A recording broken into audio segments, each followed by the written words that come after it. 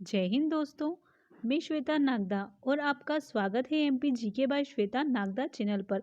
अगर आपने हमारा चैनल सब्सक्राइब नहीं किया है तो आप कर ले और बेल आइकन को ज़रूर प्रेस कर ले ताकि समय समय पर नोटिफिकेशन आपको मिलते रहे। तो ये हमारी तीसरे नंबर की सीरीज़ है और ये हमारी एमपी की सारी एग्ज़ामों के लिए इम्पोर्टेंट है जो हमारी आने वाली एग्ज़ाम में है। तो चलिए स्टार्ट करते हैं। हमारा पहला प्रश्न है, cyber crime investigation and intelligence summit 2021 का आयोजन कहाँ पर किया गया? तो ये कहाँ पर किया गया? इंदौर, भोपाल, ग्वालियर और जबलपुर। तो ये हमारा सही आंसर होगा हमारा भोपाल जिला। क्या होगा? हमारा भोपाल जिला। अब हमारा अगला प्रश्न है, मध्य प्रदेश का पहला स्मार्ट किड्स वैक्सीनेशन सेंटर कहाँ तैयार किया गया है? तो हमारा ऑप्शन है इंदौर, भोपाल, जबलपुर और ग्वालियर। तो इसका सही आंसर होगा हमारा जबलपुर जिला, जहाँ पर स्मार्ट किड्स वैक्सीनेशन सेंटर तैयार किया गया है। अब हमारा अगला प्रश्न है, यूनेस्को द्वारा तीसरा बायोस्फीयर रिजर्व घोषित किया गया है। तो ऑप्शन है अमरकंटक, पंचमढ़ी, पन्ना या फिर कुनो। तो हमारा सही आंसर होगा हमारा पन्ना जिला। क्या होगा हमारा सही आंसर? पन्ना जिला। तो यहाँ पर हम तथ्यों पर चर्चा कर ले। यहाँ पर तो भारत का तो ये 12वें नंबर का है और मध्य प्रदेश के पंचमढ़ी अमरकंटक के बाद ये तीसरे नंबर का है हमारा पन्ना टाइगर रिजर्व। और हमारे इम्पोर्टेंट फैक्ट जो है ये भी हमारे एग्जाम में आने की संभावना है, तो इसको भी हम पढ़ लेते हैं। बुद्ध जम्बूद्वीप पार्क तथा पर्यटन सुविधा केंद्र का निर्माण सांची में किया गया है और प्रदेश की जो सभी पोषण वाटिकाएं हैं जिनको हम किचन गार्डन भी बोलते हैं उनको अब माँ की बगिया कहा जाएगा। तो ये भी हमारे एग्जाम के पॉइंट ऑफ व्यू से बहुत ही इंपॉर्टेंट है। ये भी पूछ सकते हैं कि पोषण वाटिका जो हमारे किचन गार्डन होते हैं उनको क्या नाम दिया गया है? तो माँ की बगिया कहेंगे अब इनको। अब हमारा अगला प्रश्न है, स्वतंत्रता सेनानी शहीद भीमा नायक जी की जयंती कब आती है? तो ये हमारा सही आंसर होगा। तो इसमें ऑप्शन क्या क्या है पहले हम पढ़ लेते हैं। 29 दिसंबर, 29 नवंबर, 28 अक्टूबर और 27 सितंबर। तो इसमें हमारा सही आंसर होगा हमारा 29 दिसंबर। क्या होगा? 29 दिसंबर को भीमा नायक जी की जयंती मनाई जाती है। 29 दिसंबर को हर वर्ष टाटिया मामा की जन्मस्थली पर मेला लगाया जाएगा। तो यहाँ पर 29 दिसंबर जो है यहाँ पर हमारे भीमा नायक जी जो है उनको टाटिया मामा भी बोलते हैं। क्या बोलते हैं इनको? प्यार से टाटिया मामा बोलते हैं। और इनकी जयंती आती है 29 दिसंबर को, जो हमारे एग्जाम के पॉइंट ऑफ व्यू से बहुत ही इंपॉर्टेंट है। अब हमारा अगला प्रश्न है, प्लास्टिक के कचरे से व्यावसायिक स्तर पर डीजल बनाने का देश का पहला प्लांट किस जिले में लगाया जाएगा?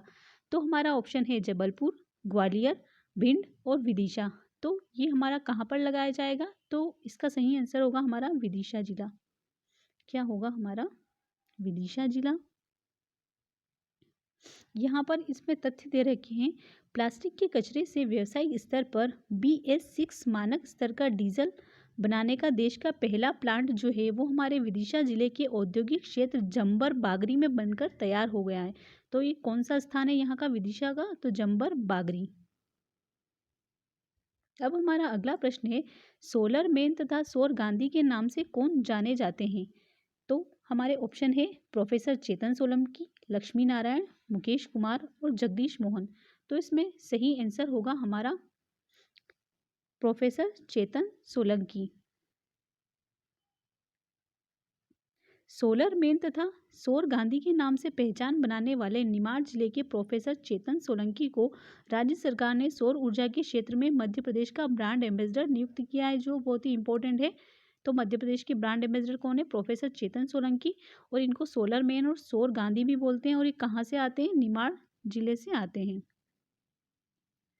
अब जो इम्पोर्टेंट फैक्ट है वो भी हम देख लेते हैं जो हमारे एग्जाम में आने की संभावना है। केंद्र सरकार के आवास एवं शहरी कार्य मंत्रालय ने 100 स्मार्ट सिटी की रैंकिंग जारी की है, जिसमें Bhopal smart city development corporation limited को देश में दूसरा स्थान मिला है। कौन सा स्थान मिला है? दूसरे नंबर का मिला है स्थान Bhopal smart city development corporation को। और अहमदाबाद जो है वो पहले पायदान पर रहा है। और प्रोजेक्ट के क्रियान्वयन में जो हमारा इंदौर जिला है वो हमारा चौथे स्थान पर रहा है, जो हमें याद रखना है। और इंदौर जो है वो देश का पहला स्मार्ट शहर बन गया है, जिससे सफाई और कचरा निपटान के बल पर अंतर्राष्ट्रीय बाजार से कमाई शुरू कर दी है। यानी कि यहाँ सफाई तो हो रही है, लेकिन सफाई के साथ साथ जो हमारा कचरा जो है वो भी इम्पोर्टेंट है। क्योंकि ये हमारे अंतर्राष्ट्रीय बाजार से भी कमाई शुरू कर दी, तो यहाँ पर एक बहुत ही अच्छी बात निकल कर सामने आ रही है। अब हमारा अगला प्रश्न है, कहाँ पर आगर मालवा गो अभ्यारण्य की तर्ज पर पशु चिकित्सा एवं पशुपालन विज्ञान केंद्र की स्थापना की है? तो हमारा ऑप्शन है जबलपुर, इंदौर, ग्वालियर और विदिशा। तो इसमें हमारा सही आंसर होगा हमारा जबलपुर जिला।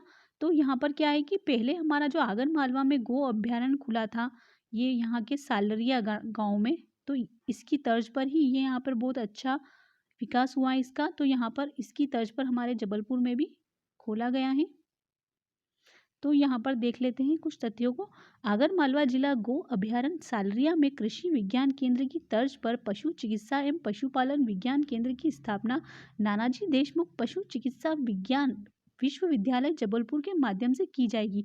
तो कई बार ये भी हमारा पूछ लेते हैं कि नानाजी देशमुख पशु चिकित्सा विश्वविद्यालय है वो कहाँ पर है? तो ये हमारे जबलपुर जिले में, और ये हमारे मध्य प्रदेश का जो है वो पहला है और बड़ा है, तो ये हमें याद रखना है, नानाजी देशमुख पशु चिकित्सा महाविद्यालय।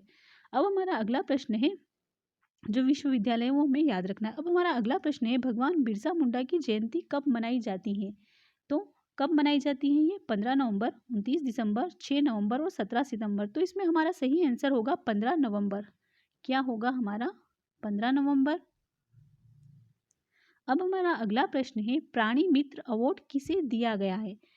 तो हमारा पहला ऑप्शन है प्रोफेसर चेतन सोलंकी, लक्ष्मी नारायण, जगदीश मोहन या फिर डॉक्टर अतुल गुप्ता। तो इसमें हमारा सही आंसर होगा डॉक्टर अतुल गुप्ता। क्या होगा?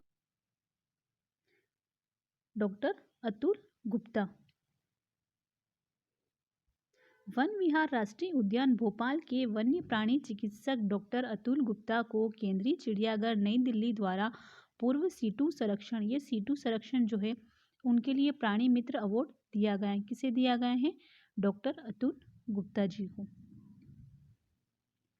अब हमारा अगला प्रश्न है, कहाँ पर hot air balloon wild life safari शुरू की गई है? तो ये हमारी कहाँ पर की गई है? तो ये की गई है हमारे, पहले तो हम ऑप्शन पढ़ लेते हैं, बांधवगढ़, पंचमढ़ी, नोरादेही और वन विहार। तो इसका सही आंसर होगा हमारा बांधवगढ़। क्या होगा हमारा? बांधवगढ़।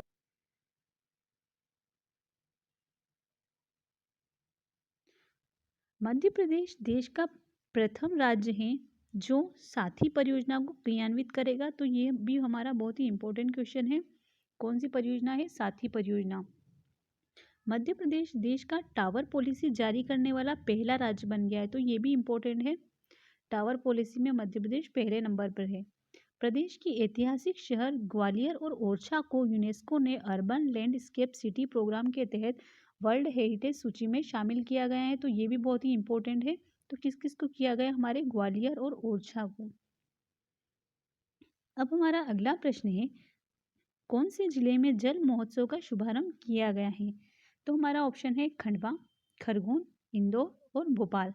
तो इसका सही आंसर जो होगा वो क्या होगा? हमारा खंडवा जिला।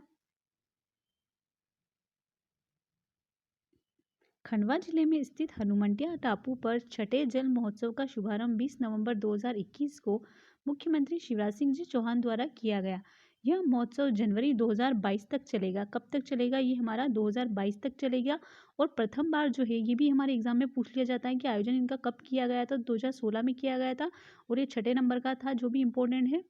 और यहाँ पर हमारे श्री चौहान जो है वो सिंगापुर घूमने गए थे, तो वहाँ पर उन्होंने सेंटोसा द्वीप को देखा और उन्होंने मध्य प्रदेश में भी टापू पर्यटन विकसित करने का विचार बनाया। तो कभी कभी ये भी पूछ लेते हैं कि कौन से द्वीप की तर्ज पर बनाया गया है, किसको देखकर बनाया गया है। तो हमारे सिंगापुर का सेंटोसा द्वीप जो है ना, उसकी तर्ज पर बनाया गया है। अब हमारा अगला प्रश्न है, चैत्यगिरी बिहार वार्षिक उत्सव कहाँ आयोजित किया गया है? तो ये हमारा कहाँ पर किया गया है? तो ये किया गया हमारे, पहले तो हम ऑप्शन पढ़ लेते हैं, अशोकनगर, रायसेन, भोपाल और विदिशा। तो इसका सही आंसर होगा हमारा रायसेन जिला। क्या होगा हमारा? रायसेन जिला।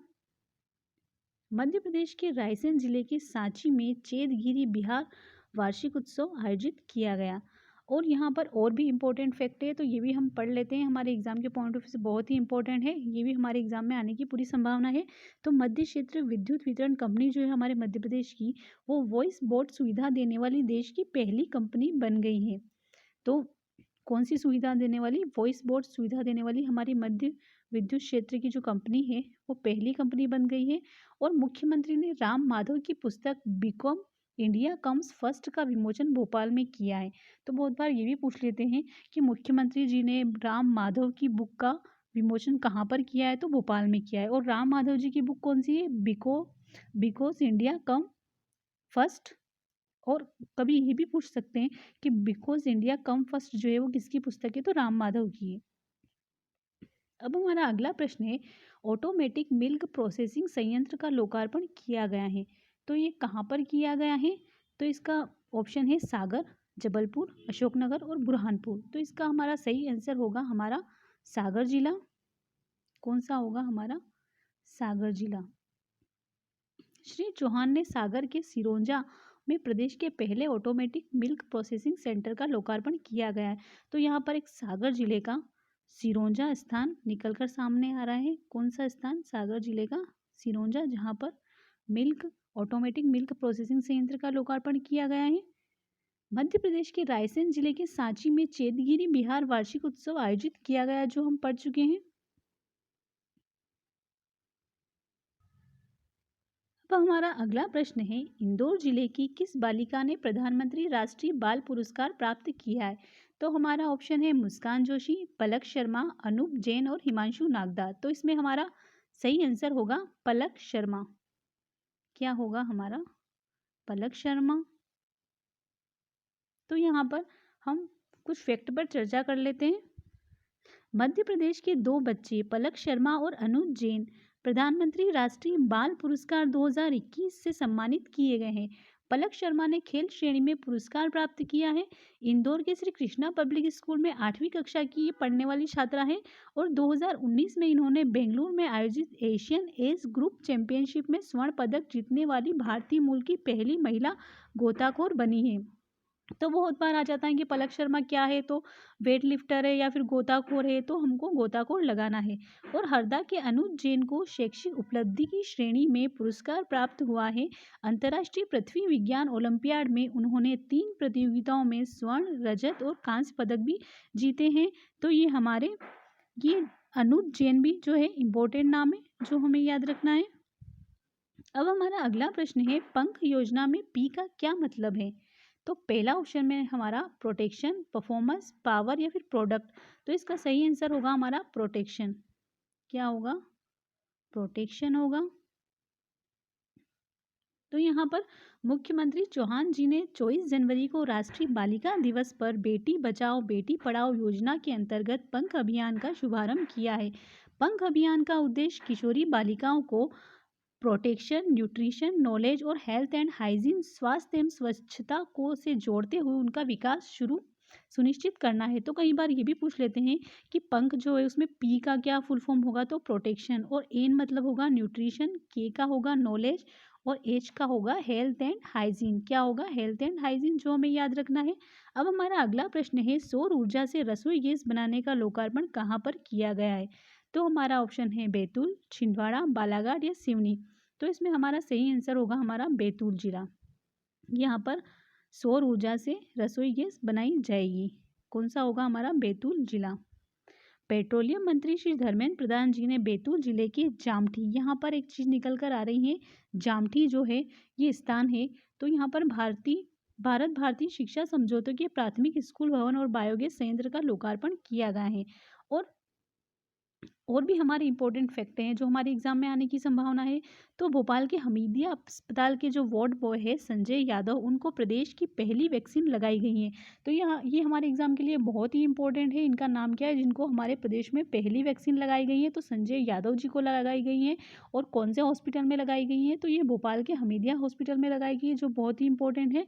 और अगला हमारा मुख्यमंत्री श्री चौहान ने 16 जनवरी को सिंगरौली से प्रदेश में कोरोना वैक्सीन टीकाकरण अभियान शुभारंभ किया गया था। तो ये चीज़ ध्यान रखना है कि हमारे कौन से ज़िले से शुरू किया गया था कोरोना वैक्सीन का, तो ये भी बहुत ही इंपॉर्टेंट है, हमारे सिंगरौली ज़िले से किया गया है। तो ये चीज़ हमें याद रखनी है। अब हमारा अगला प्रश्न है, महिला जागरूकता अभियान का शुभंकर क्या है? ये हमारे महिला जागरूकता अभियान जो शुरू हुआ था उसका शुभंकर क्या है? तो पत्ती, गुड्डी, बेलन या फिर कलम। तो इसका सही आंसर जो होगा हमारा क्या होगा? गुड्डी। अब हमारा अगला प्रश्न है, खेलो इंडिया गेम्स 2022 का केंद्र सरकार द्वारा कहाँ पर कराने की सहमति प्रदान की गई है? इंदौर, भोपाल, ग्वालियर या फिर जबलपुर। तो ये हमारा सही आंसर होगा भोपाल। ये यहाँ पर बहुत ही अच्छी बात निकल कर सामने आ रही है कि जो खेलो इंडिया गेम्स होंगे 2022 का संस्करण, ये हमारे भोपाल जिले में होने की सहमति प्रदान की है। तो आप हमें कमेंट बॉक्स में लिखकर ज़रूर बताएं कि आपको कैसी लगी हमारी जानकारी, और आप हमारे चैनल को सब्सक्राइब ज़रूर कर लें और वीडियो को लाइक और शेयर करें। जी, धन्यवाद।